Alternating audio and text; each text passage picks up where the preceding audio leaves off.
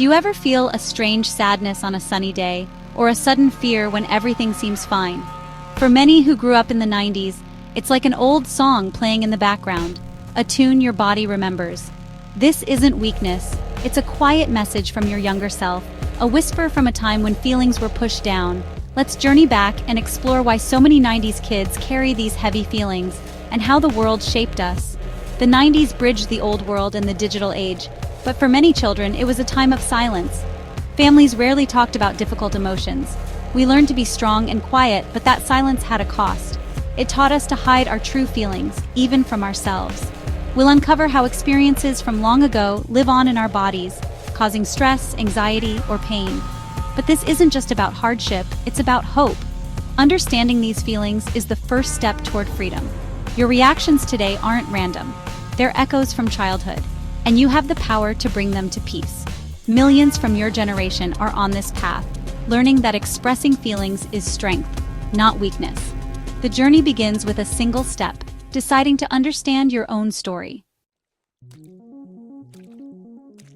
The 90s was a unique time to be a child, caught between a pre-internet world and the digital age. We played outside, used our imaginations, and learned independence in ways rare today. But soon, the digital world arrived: dial-up internet, early chat rooms, and a new kind of connection. We stood with one foot in the analog past and one in the digital future, a balancing act that shaped us deeply. Our parents valued toughness and quiet problem-solving, while the world outside was becoming more open and connected.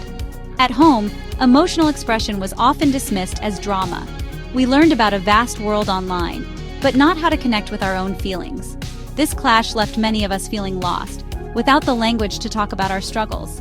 We were taught to be self-sufficient, yet exposed to a global conversation. The foundation of emotional silence is where many of our adult struggles began. We grew up between two worlds, never fully belonging to either. In many 90s families, strong emotions weren't welcome. Crying was met with, "Stop crying or I'll give you something to cry about." Sadness was complaining, anger was disrespectful, and fear was to be overcome alone. Our parents, focused on survival, didn't have space for emotional well-being. As children, we learned to hide our feelings to be loved and accepted. We became experts at putting on a happy face, even in turmoil.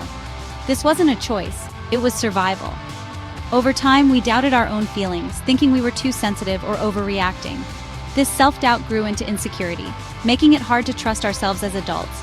The silence was often just an empty space where a conversation should have been. When hard things happened, we were expected to move on. But children can't just move on. Without words to process pain, we carried invisible wounds into adulthood. We still wonder why we feel so heavy. There's a powerful truth. Your body remembers what your mind tries to forget. Childhood pain doesn't disappear, it's stored in your nervous system, muscles, and brain chemistry.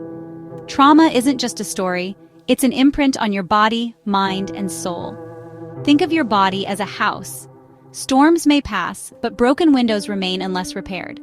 For kids who grew up with constant stress, the body's alarm system never turned off. That's why you might feel tense or anxious even when safe. Trauma can show up as chronic pain, headaches, exhaustion, your body's way of signaling old wounds. We're taught to ignore these signals, missing the deeper message. Your anxiety, fatigue, and pain are real, manifestations of your life story. Healing isn't just talking about the past, it's learning to listen to your body. Creating safety within yourself allows stored trauma to be released. Your body is a faithful historian, holding on to chapters you closed too quickly. The path to healing starts with listening. Ever had a reaction that seemed too big for the situation? A small mistake triggers panic, or a comment leaves you feeling shame for days. These intense reactions are echoes from the past, emotional memories triggered in the present. They're called emotional flashbacks. You don't see the past, but you feel it. As kids, feeling unheard or unsafe was overwhelming, so our brains stored those feelings. Now, similar situations trigger the same emotions. Overthinking is another ghost from the past, learned in unpredictable environments to stay safe. As adults, our brains still scan for threats, creating anxiety and worry. Realizing these patterns is an act of self-compassion. Your panic isn't failure, it's a memory. Your overthinking isn't a flaw, it's an old survival skill. These reactions are messages from your younger self asking for care. 90s kids face unique challenges: economic pressure, cultural shifts, and digital overload. Many graduated with debt into an unstable job market, feeling let down by broken promises. We're the sandwich generation, caring for parents, raising kids, and translating between old and new values. Our parents valued stoicism. Younger generations embrace emotional openness. We're often the bridge, explaining our needs while adapting to rapid change. Social media added pressure. What started as fun became a stage for comparison. We scroll through perfect lives, feeling like we're falling behind. For a generation already prone to self-doubt, this is damaging. Despite being more connected, many of us lack deep, meaningful relationships. Economic stress, cultural pressure, and digital isolation create a heavy burden for 90s kids. The wounds of a 90s childhood were often silent, caused by what didn't happen. Emotional neglect, not being seen, heard, or having your needs met. Parents may have loved you, but without emotional connection, you felt empty. We learned to suppress feelings, anger, sadness, fear, because they were unwelcome. Suppressed emotions become trapped in the body, turning into tension, depression, or anxiety. We became containers of unfelt feelings, using energy just to keep them inside. Many of us also carried heavy expectations: to achieve, to be perfect, to never fail. Our worth became tied to achievement, fueling a relentless inner critic. As adults, we became perfectionists, always striving but never satisfied. These struggles, neglect, suppression, expectations, aren't your fault. You learned to survive in your environment. Recognizing these patterns isn't about blame. It's about understanding so you can heal. Compassion is the first step to mending invisible wounds. After exploring these painful parts of your story, remember, you are not broken. Your anxiety, perfectionism, or shutting down are not flaws. They're armor you built to protect yourself. Healing isn't about fixing you. It's about feeling safe enough to put down the armor. The first step is awareness. Notice your patterns without judgment. Pay attention to your body, your thoughts, your urges to numb. This simple noticing creates space for new choices. Healing happens best in safe relationships. Find a therapist or supportive community. Being seen and accepted is a powerful antidote to childhood wounds. Be gentle with yourself.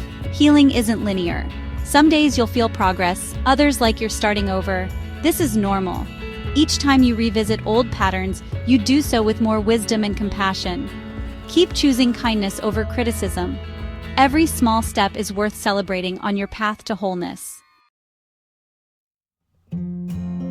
Healing begins with a simple question. What am I feeling right now? Let the answer be whatever it is: tired, sad, numb. For so long, you were taught to ignore your feelings. Listening is a radical act of self-love. Expressing emotions isn't weakness, it's the path to freedom. True strength is vulnerability, feeling fully and reaching for connection. Every emotion you allow is a step toward liberation. Your story matters, every part of it shaped who you are. You're a survivor of a unique time with resilience and sensitivity. You're not defined by wounds, but by your capacity to heal. It's never too late. Healing can begin today, with one moment of kindness to yourself. You deserve peace, joy, and connection. Begin your journey back to yourself now.